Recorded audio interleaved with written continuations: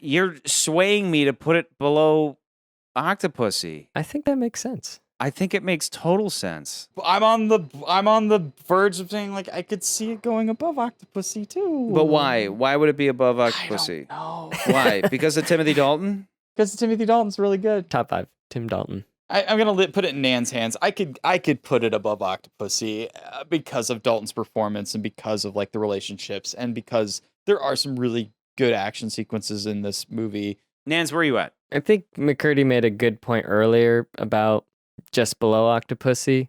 As you guys remember, enjoyed Octopussy going into the recording. Not that I dislike this movie, but, ranking it against all the others, I think below Octopussy makes sense and above Live and Let Die. When I look at Live and Let Die, like, of course, the only thing that pops into my head is him expanding and exploding, which like then makes me think, oh. But it's like my biggest sin. I refer to it constantly. I'm such a broken record, but it's such a horrible sin. So, your bad guy's death. Like, at least with this, our bad guy's deaths are satisfactory. Yeah. Necros, satisfaction. One happens off screen. One happens off screen, but you're talking about Koskov, but at least it's such a great moment. Russia. Like Pushkin being in the diplomatic bag. It's perfect. Yeah. Put him on the next plane to Moscow. Oh, thank you, General. Thank you so much. Thank you. In the diplomatic bag.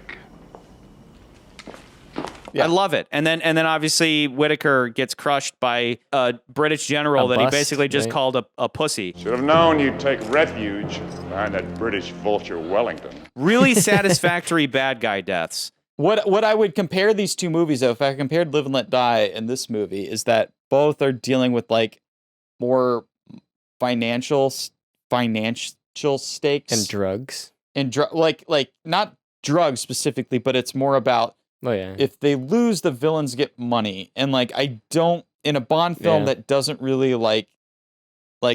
people's lives, people's lives need to be at stake for me to really give a shit. It would have been so simple for them to be like, the Mujahideen or whatever, they're going to get slaughtered and we should care. This village, all our women and children are going to get slaughtered. But that would have been great, but we don't get that. He didn't save the day necessarily. He just kind of stopped an arms deal and some money exchange and like the potential of something bad happening, but we're not really specifically why, because all we see is a bunch of soldiers. We don't see any women or and that's what sucks is like, I hate doing the whole like, but what about the children? But why do I care about a bunch of dudes just in the desert? If Bond and Kara spent time with like the villagers and we actually saw the women and children and all that, like I would care. I'd be like, this is why this matters. There's even that one dude that Bond points out.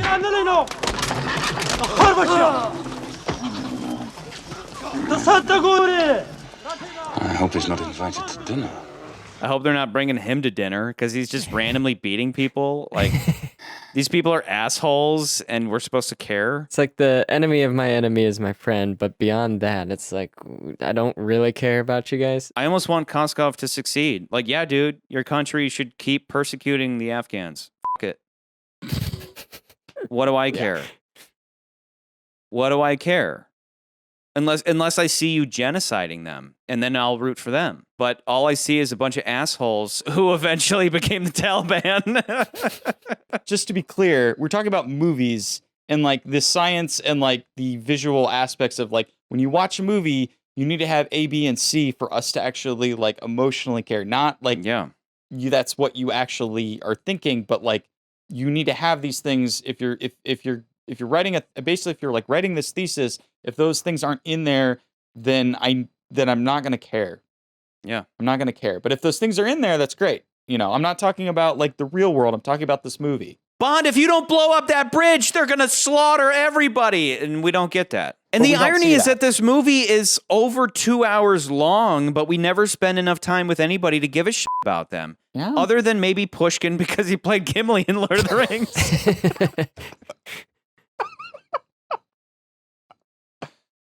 That's true. I think 11's a comfortable spot. So I'm going to lock it in. Here's the full list. And zoop, we're slipping in the Living Daylights. So from now on, I'm just going to read these super fast. We got Goldfinger, From Russia with Love, The Spy Who Loved Me, The Man with the Golden Gun, Dr. No, A View to a Kill, For Your Eyes Only, On Her Majesty's Secret Service, Thunderball, Octopussy, Welcome the Living Daylights to number 11, Live and Let Die, Moonraker, Diamonds Are Forever, You Only Live Twice. Below Octopussy, above Live and Let Die. This one ended up being a lot harder than we thought, and for the opposite reason that I expected. I wasn't expecting a fight to push it down, but everybody on the internet is going to fry us because they're like, top five, Timothy Dalton. But like, again, we're just going to pretend that they meant top 5 Timothy Dalton movies.